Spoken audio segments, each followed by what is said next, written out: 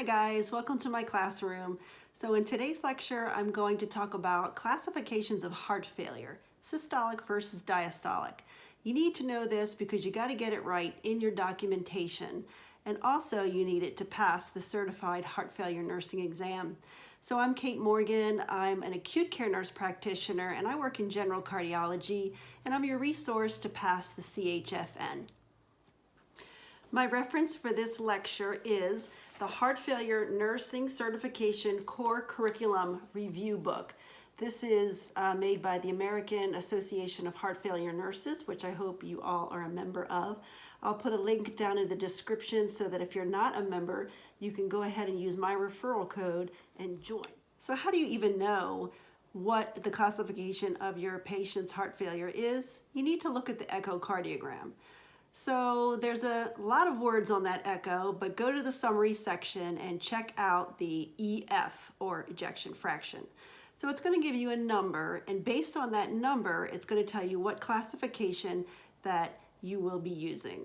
So for 40% or less is systolic dysfunction, and your diagnosis is heart failure with reduced ejection fraction. Now, if the ejection fraction says 50% or greater, this could be diastolic dysfunction. You have to dive in a little bit more into the verbiage of the echo. You want to look for the words impaired ventricular filling or other evidence of diastolic dysfunction. So there are 4 stages of diastolic dysfunction, and stage 1 is impaired relaxation pattern. Stage 2 is pseudo-normalization pattern. Stage 3 is restrictive filling pattern, and stage 4 is fixed restrictive filling pattern. There is also heart failure with preserved ejection fraction that is borderline, or also called mid-range, and then there's heart failure with preserved ejection fraction improved. So let's dive into all of these categories. Now, in the book, you're going to find a nice chart on page 15. This chart gives you all of the definitions and the details, and for those taking the Certified Heart Failure Nurse exam, you need to commit this to memory. Now let's talk about heart failure with preserved ejection fraction borderline. Now, the European Society of Cardiology refers to this as heart failure with mid-range ejection fraction. So this is an ejection fraction 40 to 49%. So it's right in that middle range where it doesn't fit the criteria for reduced ejection fraction or preserved ejection fraction. So let's talk about an example. You have a patient that's been admitted with worsening dyspnea on exertion, a BNP of over 600, a chest x-ray that's consistent with pulmonary vascular congestion. So you get the echocardiogram done and you see that the ejection fraction is 35%. So your diagnosis is going to be acute heart failure with reduced ejection fraction.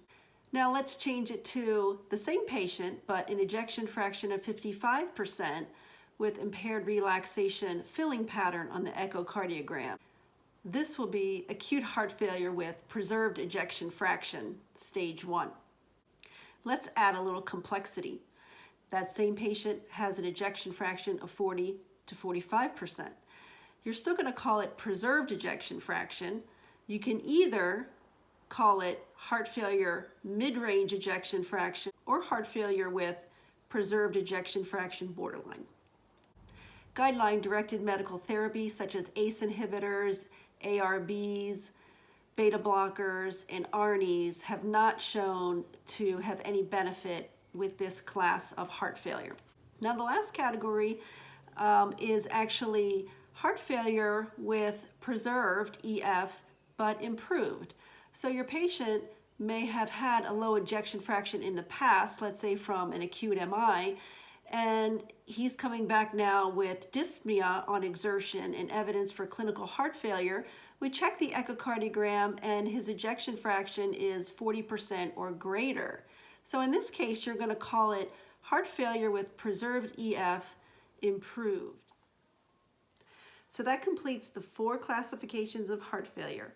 Heart failure with reduced EF, heart failure with preserved EF, heart failure with preserved EF borderline or mid-range, and heart failure with preserved EF improved. So good luck on your certification exam. Thanks for watching. See you in the next video.